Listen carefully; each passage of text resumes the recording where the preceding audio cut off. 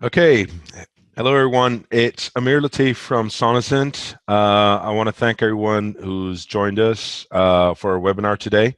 I'm joined by our special guest, Karen Hocking from the University of Plymouth. Today, as the title suggests, Karen will be talking about an inclusive learning journey for University of Plymouth, and how the technology that they've implemented has helped their students take better notes. So we will have hopefully time for questions later on. This webinar is closed caption too. I'm also joined by my colleague Dan Nelson, who will be taking all questions via the chat box or the Q&A box that you have there. So feel free during the webinar to type all your questions over to Dan, and he will be able to address your questions for you at that point.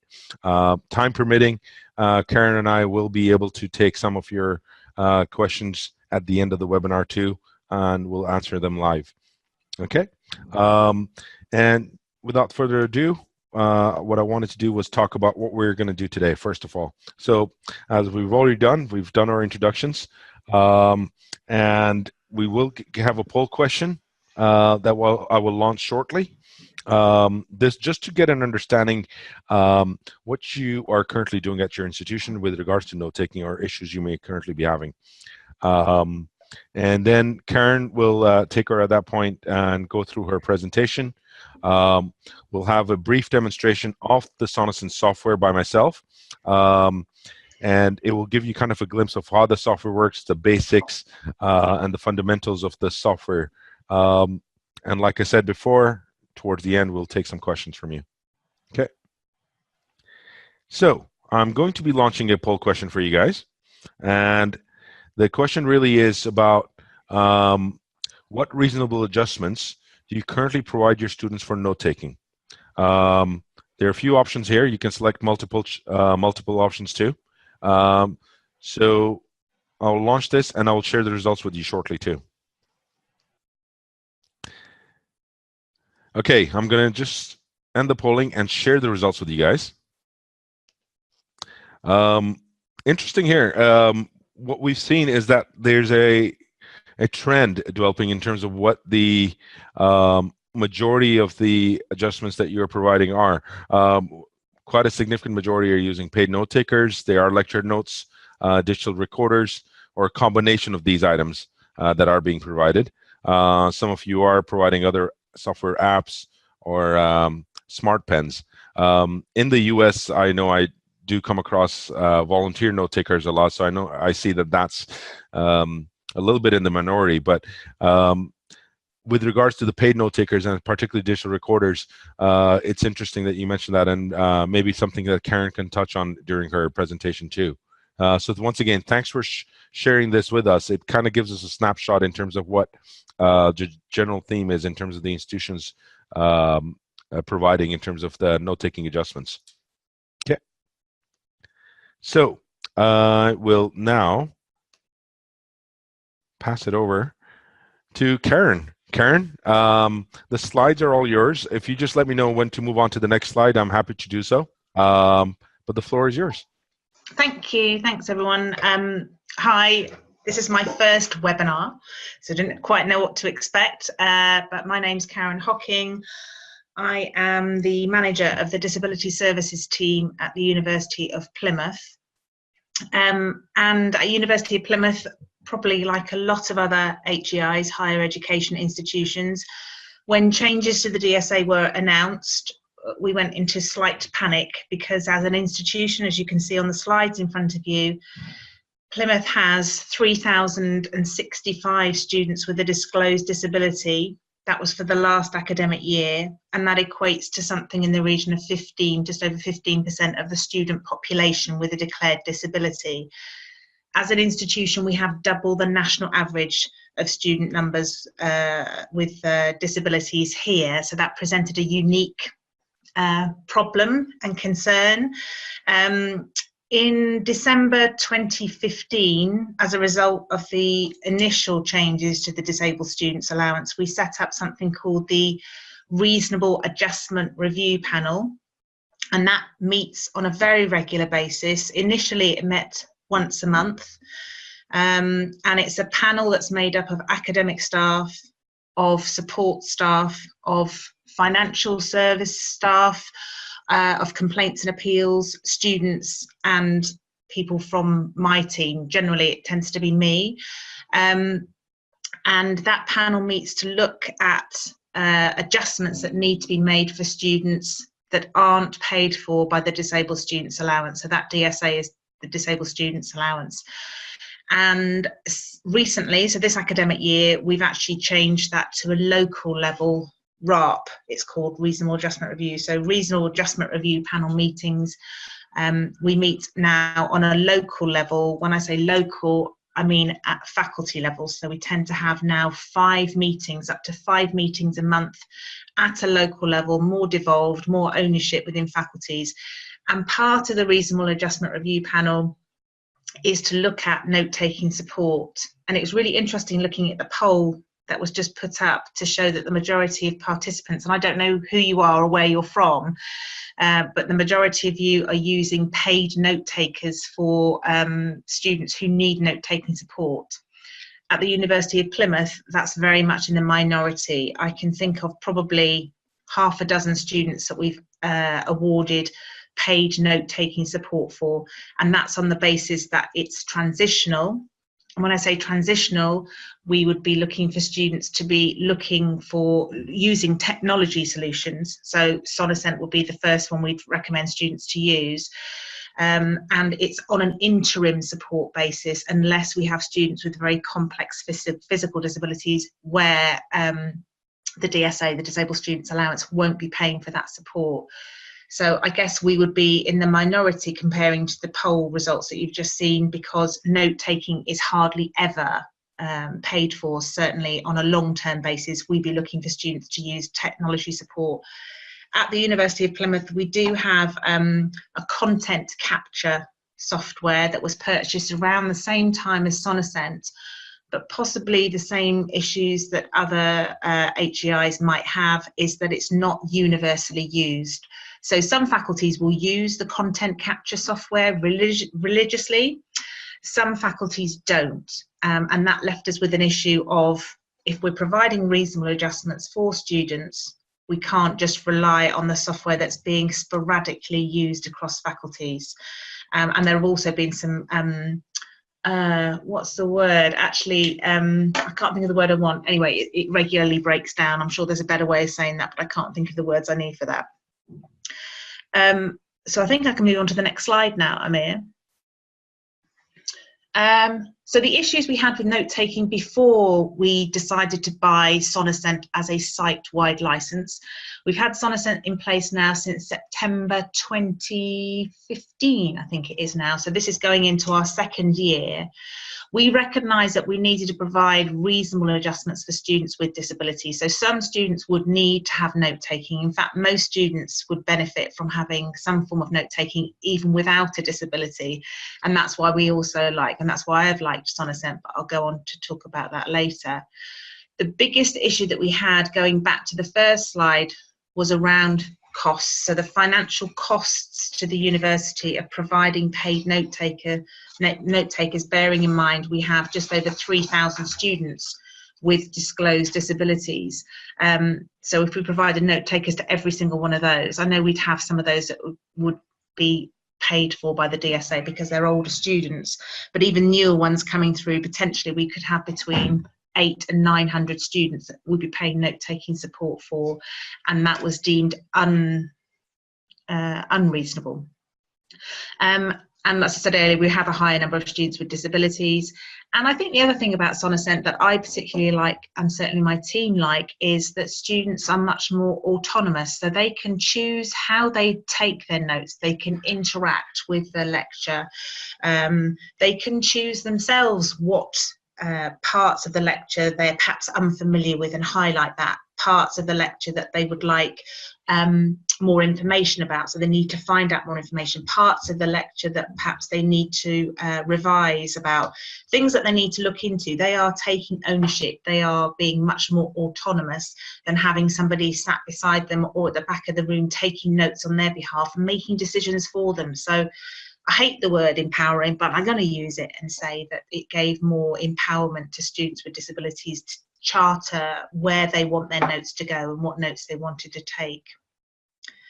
I think we can move on again, Amer. This is very odd because there's no feedback or anything, so hopefully you'll give me lots of questions at the end. I'm very much work better when there's a bit of a conversation going on, so I hope I'm making sense to people. I'm sure you'll tell me at the end. Karen, yes. Sorry to interrupt. Before you go on to that slide, we did get a very good question come in, so I thought Yes. it'd be okay to interrupt it for right now. But the question was more with regards to, do you have an opt-in or opt-out lecture capture in your institution or faculties? That's the problem at the moment. We have we operate on an opt-in service. As a team, I would prefer us as an institution to have an opt-out, so automatically the content capture would be available in all of our lectures, but it isn't, and it's very much dependent on the individual lecturer themselves, how familiar they are with the software, whether they choose to use it or not. So it's very, very patchy, and as such doesn't provide a reasonable adjustment, I believe, for students with disabilities. Does that answer the question? I'm assuming it will, but if not, I think they'll come back to us. Okay, that's great. So we decided to choose, or I researched the marketplace and chose Sonocent initially back in it would have been the summer of 2016. And we chose Sonocent because, as I said earlier on, it gives students control over their own notes. Years ago, I was a note taker, and I can remember sitting with students, and you're trying to get a sense of what they want from their notes, how they want them presented. Do they want them in bullet points? Do they want them in flow charts? Do they want them typed? Do they want them highlighted? Everyone's so individual, and as a note taker, it was almost impossible, because ultimately it tended to be what you thought that person needed to know without having any of the subject knowledge. So Sonocent for me was a no-brainer, because it gave students, and it still gives students, control over their own notes. They can decide what they want to remember, what they want to take away from the lectures.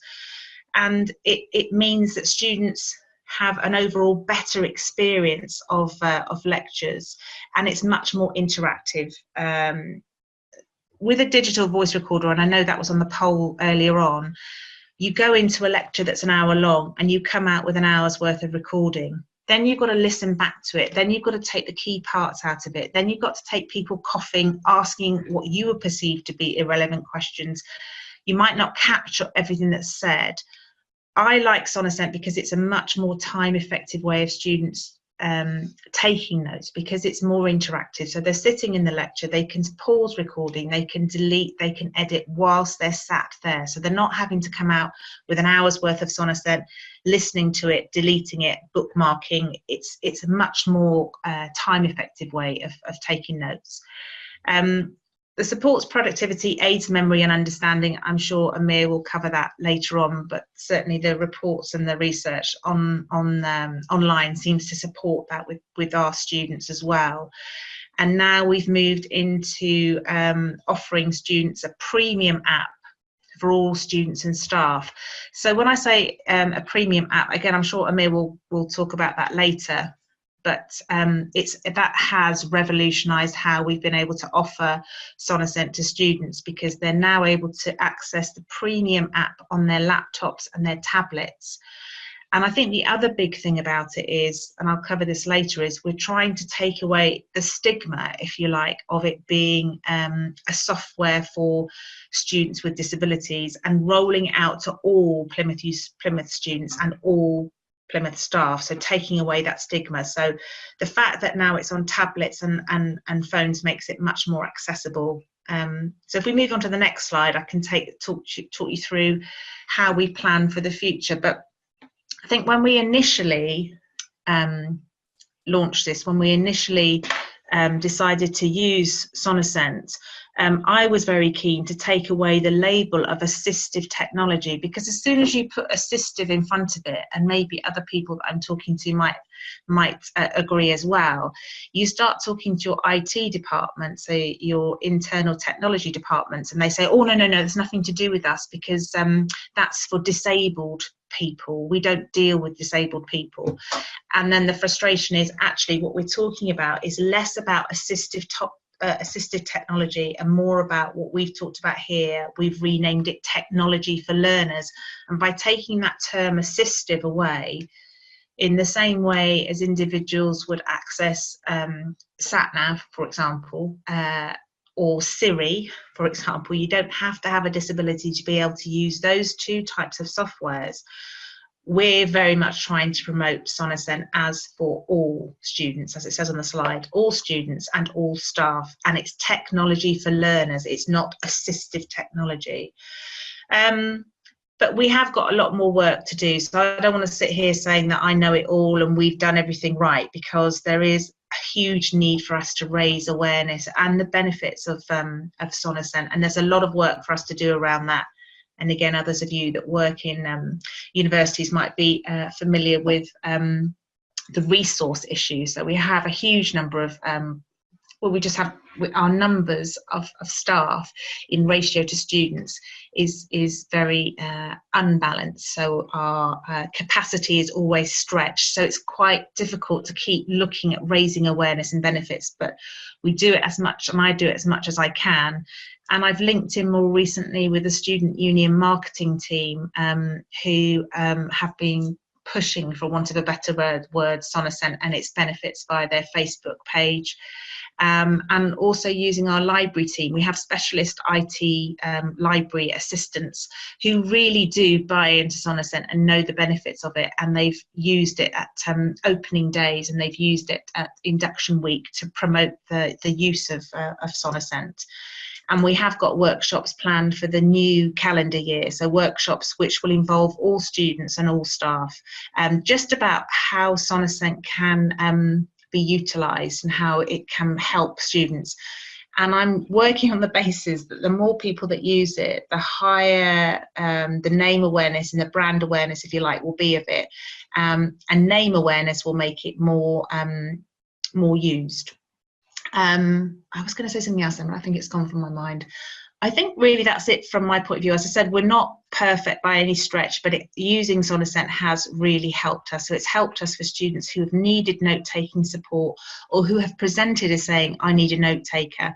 We've been able to put some ATs training in place, so assistive technology training in place, sometimes which we pay for, on the basis that longer term they're going to be using a software which will make them more independent, more autonomous, and provide the reasonable adjustments that they need and we need to provide as an institution. That's it really from me. Excellent. Thank you, Karen. I'm just going to open up my video so everyone can see me too. Whether it might be a good thing or a bad thing, but we'll find out later. We've got quite a few questions here. So I thought before we actually get into the demonstration part, let's take a few questions right now. And I'll start off with one, Karen, over to you, where the question is, do you provide DVRs for students to use with Sonocent, or do they have to use their own smart devices with the app? We have got digital voice recorders which we can lend students. We've got we're fortunate enough to have an IT library, and DVRs are in that. But generally, students come with their own smartphones. We've also got iPads that we could lend them to. So I can't think of any students who have used a digital voice recorder. They generally tend to use their phones or their own smartphones or their own tablets. Excellent. Okay. And one thing I'd like to add on that too is Karen's institution, they do have the desktop software, which I believe you installed at some of the campus computers. That's right, yes. So students can access that too. And when I do the demonstration that I'll be doing in front of you right now, I'll be showing the desktop software demonstration. When we do a full training session with each institution, we go through both. We'll actually train you on the app and the desktop. The app is very similar to the desktop. It's just has fewer features because the main objective of the app is really to capture the content and maybe annotate it. And I'll talk about that briefly during the demonstration too, what it's able to do. So another question here for you, Karen, is how many students do you have that could use Sonocent, and what's the take-up? I knew someone was going to ask that question, and we haven't run data for this year. But of the students who you've asked, how many students need a note taker? Sorry, could you say the question again? So how many students are currently have Sonocent that are using Sonocent with you, and what's been the take up in relation to, I'm assuming, in relation to, say, students that request note taking, and the student adoption basically of Sonocent? I'm aware, I think the last time I looked, the student numbers were somewhere in the region of about 560. So these are newer students that are coming through, students that don't qualify for DSA support for note taking.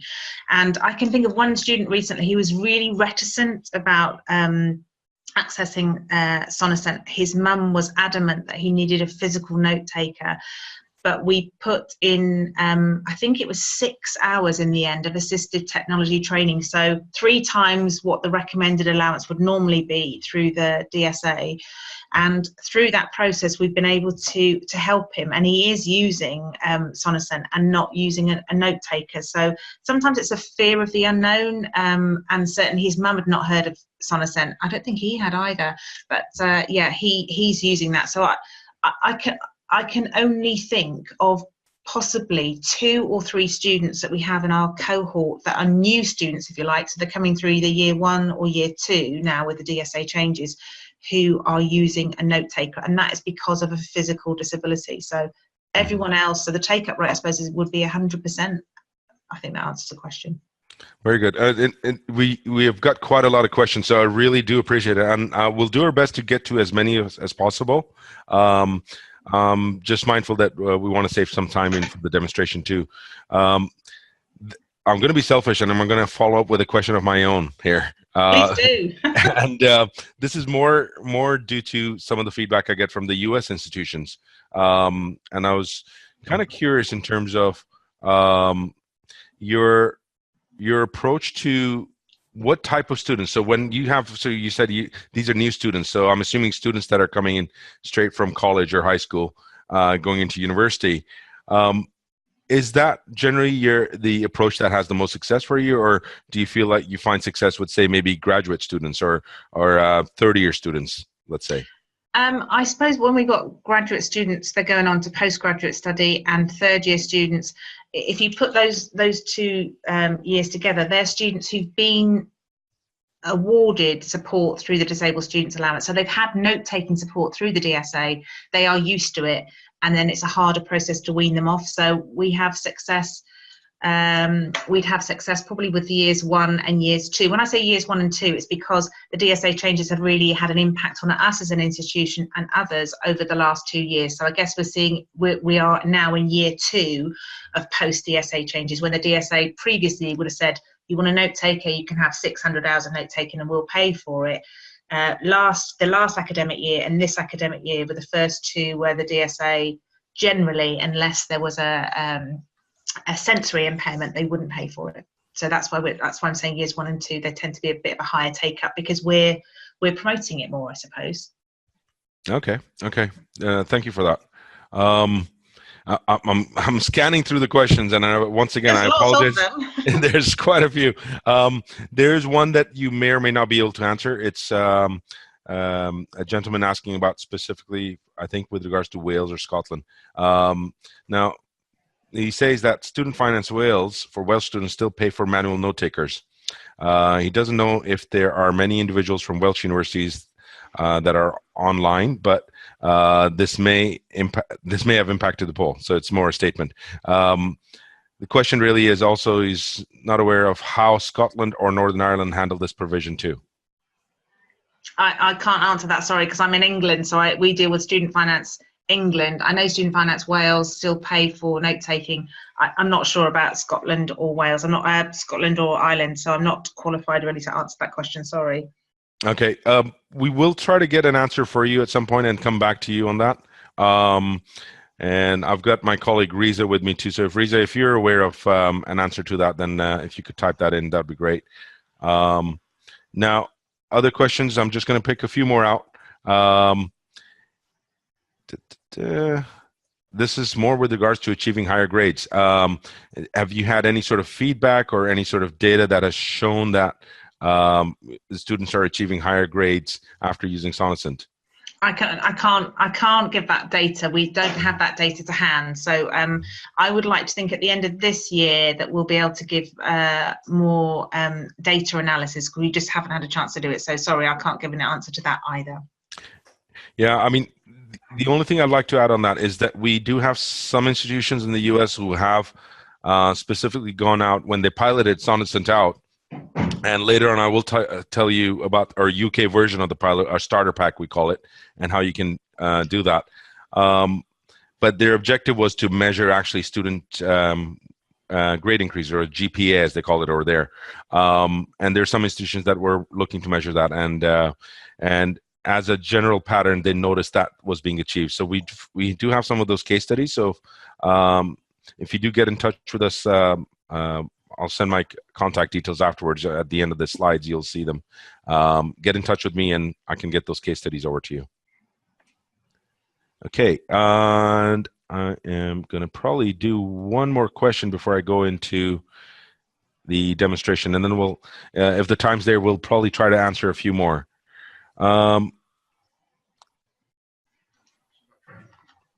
So there's a lot of questions being asked about training.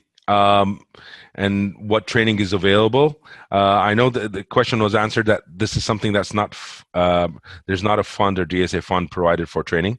However, the training with regards to how you handle it, Karen, at your institution, how would you train the students at your institution?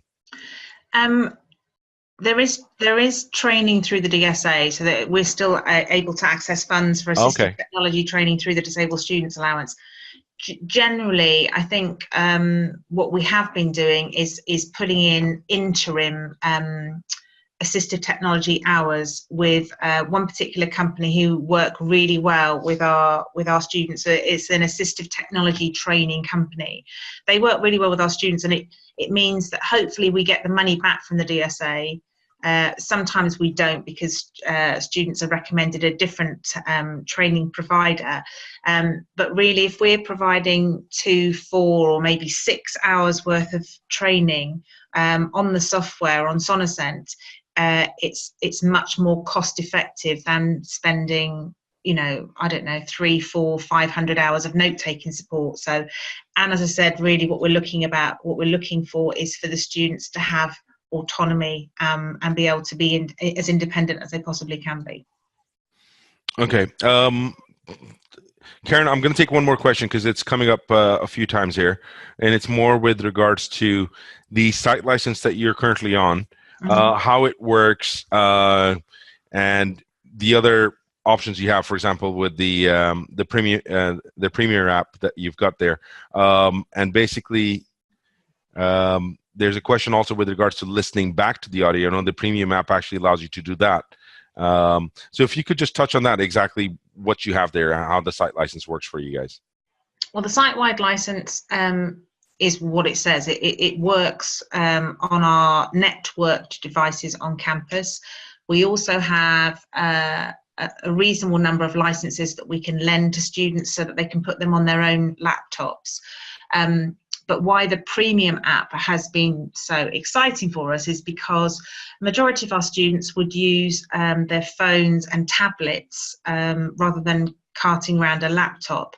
And the beauty of having the Premium app means that they don't have to be on campus, they don't have to be on site to actually use Sonocent. So again, going forwards, and as I said, we're not perfect, but looking to the future, I would like to develop that a lot more than we are at the moment in terms of promoting it so that all students can use it. All students with a Plymouth University email address can access the Premium app.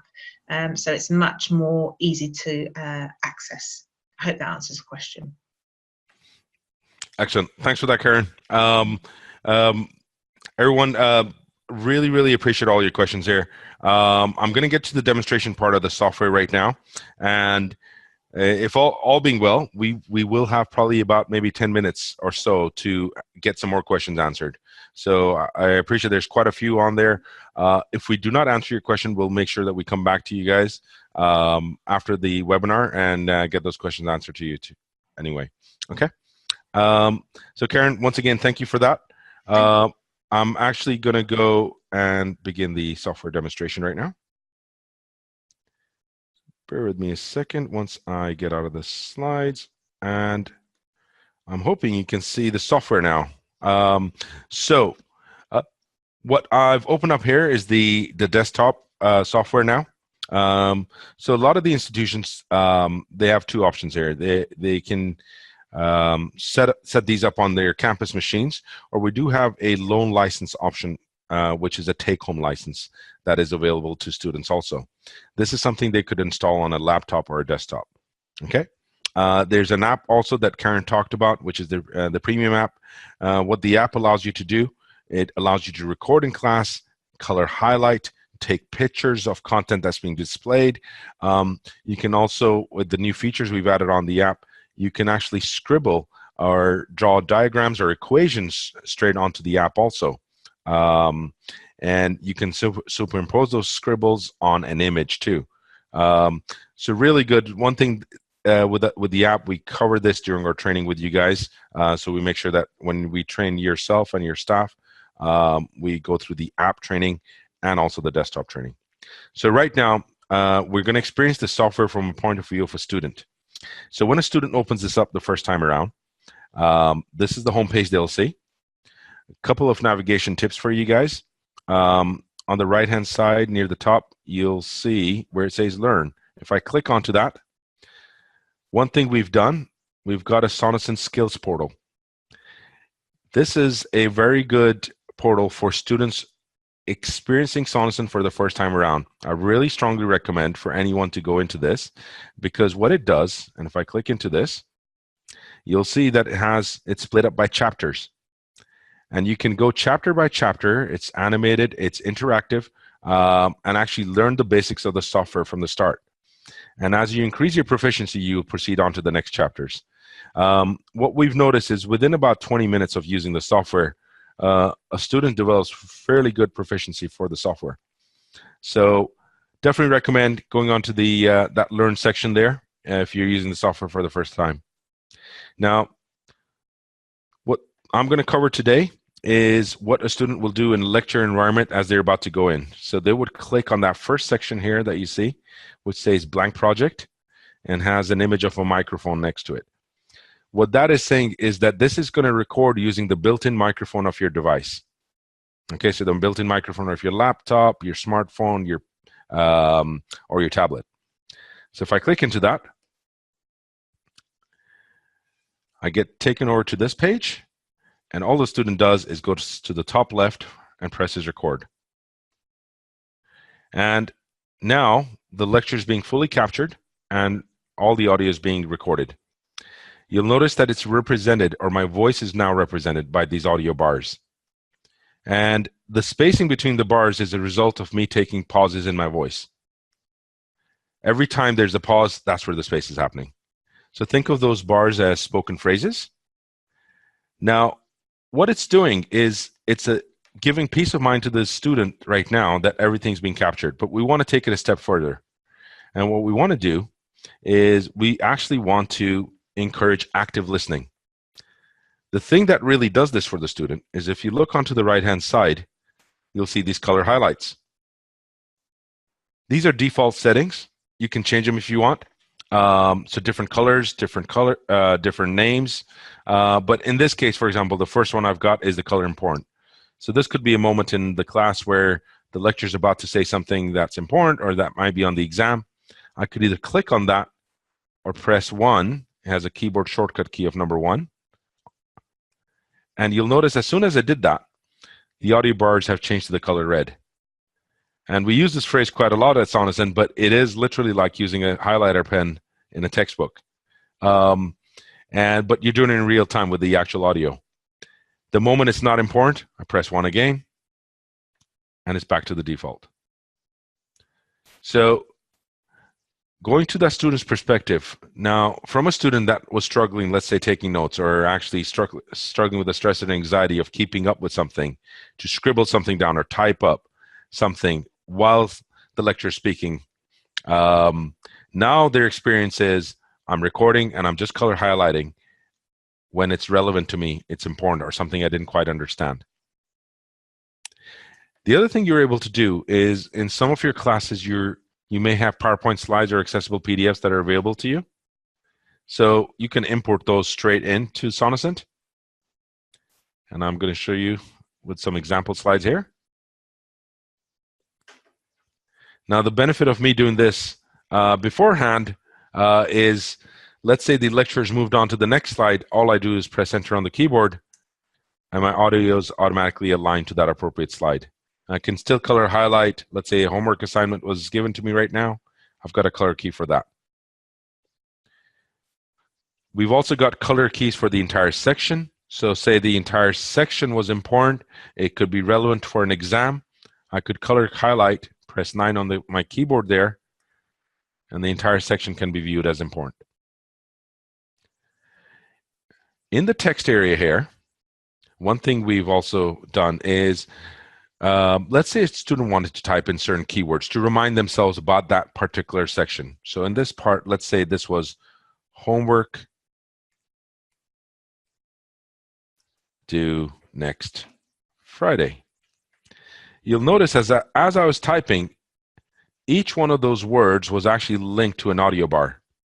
So we've actually added on this feature, which allows you to go back and look at, when I typed those words, what was being said. And that's very powerful for students to actually go back to that point. Our recommendation is, in terms of the actual notes, the full notes that a student types, we recommend that the student always types them post the lecture, so that way they're fully engaged with the class and not being distracted. So let's assume the lecture is finished, right? So all the student does is go to the top left-hand side, press stop. Right above it, there's a drop-down arrow key, and they save it locally on their drive, or they can do it on Dropbox or Google Drive, wherever they want to save it.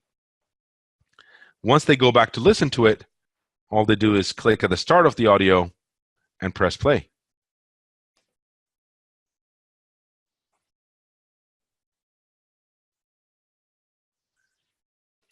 I'm hoping you guys could hear that. If not, it might be because of my audio playback via the webinar. But it allows you to play back the entire audio. I can enhance the audio if I want. I can slow down the speaker's voice if they're speaking too fast. But the idea being is, now as I'm listening to it at my own pace and time in the text area, I'm able to type in my full notes here for each section. Now, I can listen to certain parts of audio, and maybe I realized this part was important. I can always color edit after the fact too. I'm also able to move these bars around. So let's say these bars here that I'm selecting belong with the next slide. All I do is click, drag, and drop. So very easy to move them around. If I didn't want to listen to the entire lecture, I can listen to just the color highlighted parts. I can extract those out. So we've added that aspect in there. So there's a lot of features that software does have. I can print this off into a Word document if I want. You can export your notes out, and you can export your audio out too. Now, someone had asked earlier about a question about importing from, so let's say something was recorded on a digital recorder. You can import those digital recordings straight in. If you go to import, and you can import audio, that's exactly how you do it. Okay. Now, like I said, I was going to cover very basics here in terms of the software, what it's able to do. I don't want to go into the full training and the feature side of it. I just wanted to save us some time also for questions. One thing I would like to say is that if you haven't had a chance to look at the app, definitely do recommend download the free app, have a play around with it. But with regards to the premium app, we will train you fully on that once we implement Sonocent at your institution. Okay. So hopefully that gives you guys a glimpse into the software. I am going to put in a slide on my contact details because I know some of you have asked about the case studies. So at least you have that there. And Karen, if you're okay for it, if we take a few questions. Yeah. Perfect. And I'm just going to scroll down.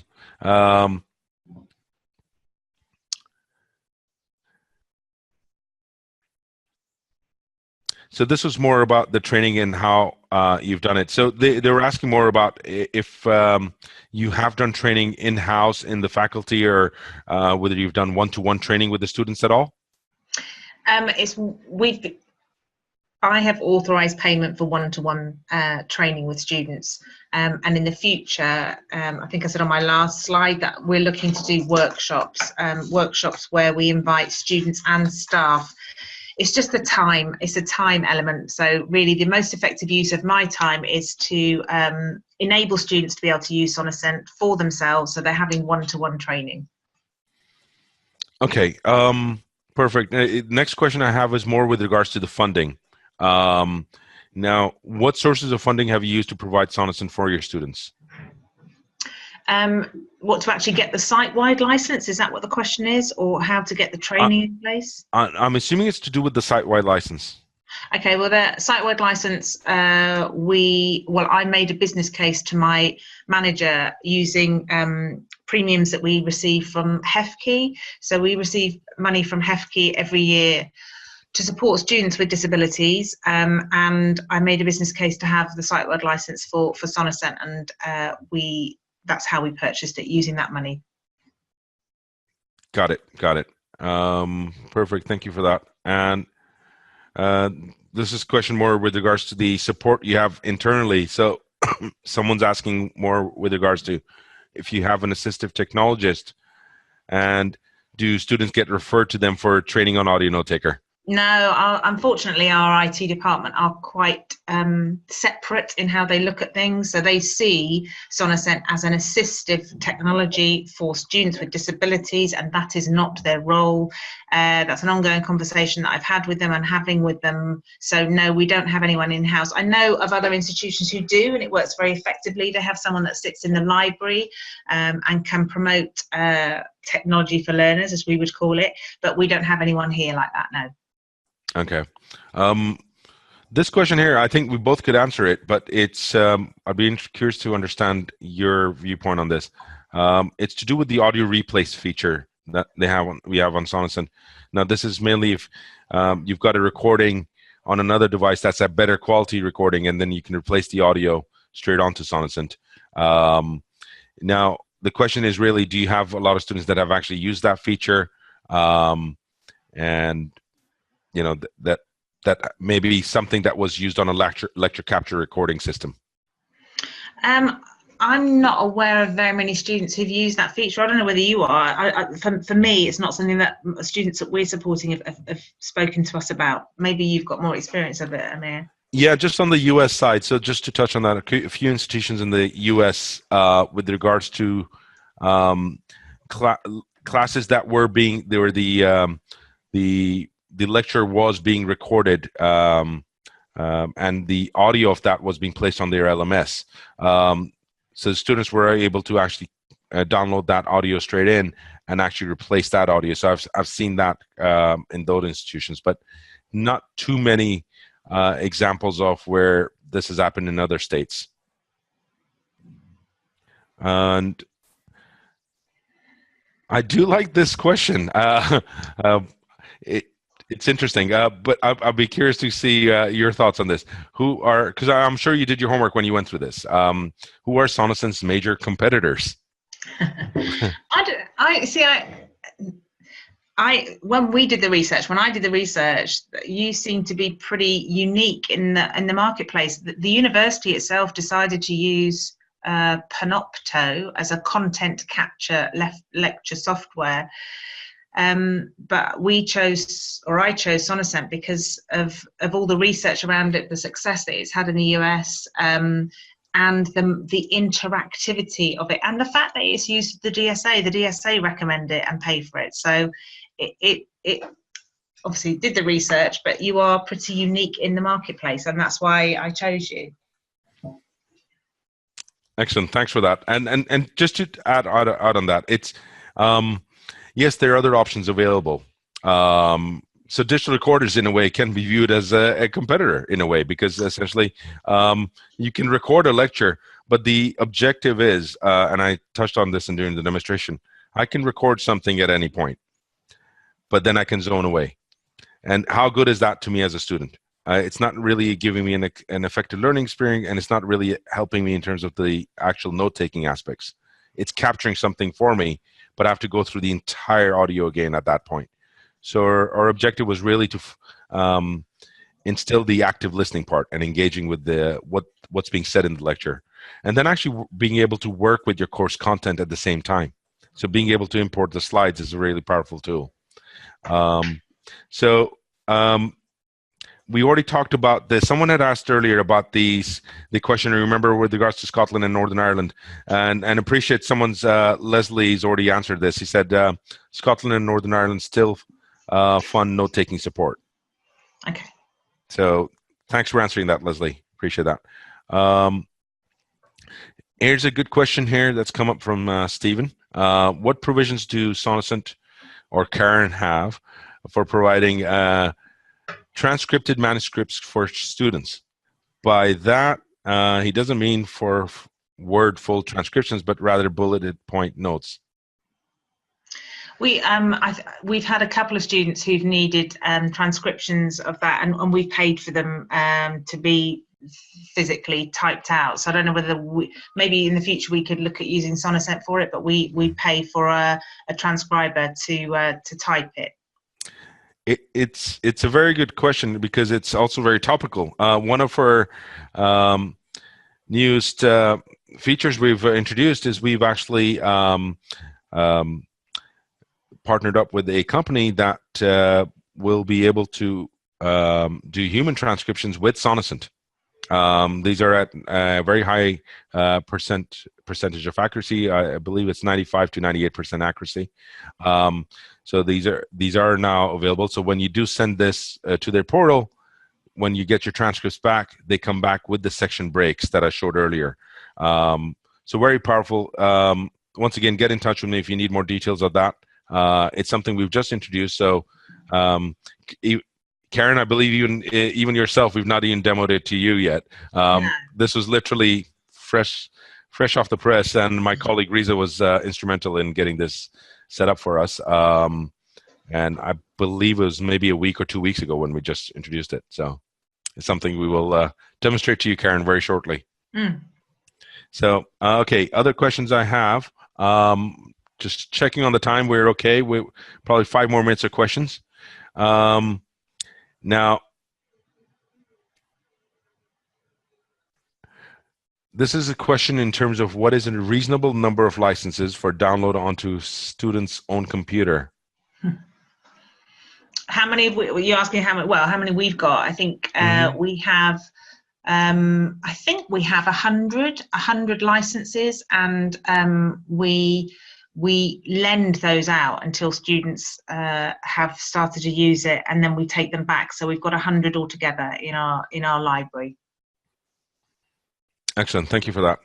Okay. So Lynn asked me a question about, can I elaborate on what is exported to Word? So when I was showing the demonstration, so if you remember, when I was typing in my note summaries, I can export that entire area out. I can export out the slides. So they'll all be shown on that one Word document. And there was another pane that I wasn't able to show you, which was called a reference pane, which is similar to that text pane that I had there. So it just gives me an additional option to type in more notes or maybe some references in there. So anything that's text or the PowerPoint slide or accessible PDFs, I can export out to the Word document. Okay. So Karen, this is a question for you. Do you know if students with dyspraxia work well with this? I haven't had any personal experience of it, because I've a couple of people in my team that support students with those disabilities. But So I can only say that I don't think it would be an issue, but I am not an expert on that at all. Sorry. Yeah. So just to give you feedback from my side, we have had institutions where they have used students. Students who have dyspraxia are using this, and it's working well for them. And if you get in touch with me, I can let you know exactly which institutions. Then you can speak to those individuals directly and find out how it's working for them. Okay. This is a question more with regards to the software demonstration again. And it's more to do with the transcription again. So just a more clarification. So when using the software, can it change the audio into text automatically? No, so it's not a transcription tool, so it doesn't do that for you. There are a couple of options for you. If you do have Dragon, it does integrate with Dragon, so you are able to do automated transcription via that. But remember, with Dragon, you have to train the profile, and the error rates can be fairly high. Part of the reason for us introducing the human transcription as an option, so you do have something as an option that's there if needed. But these are third-party add-ons rather than something that the software is doing. Okay, hopefully that helps with that question. I'm going to try to take one more question.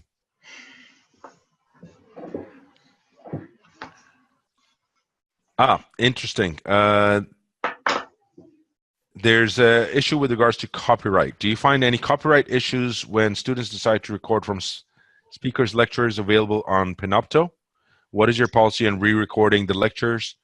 And do all lectures consent to be being recorded?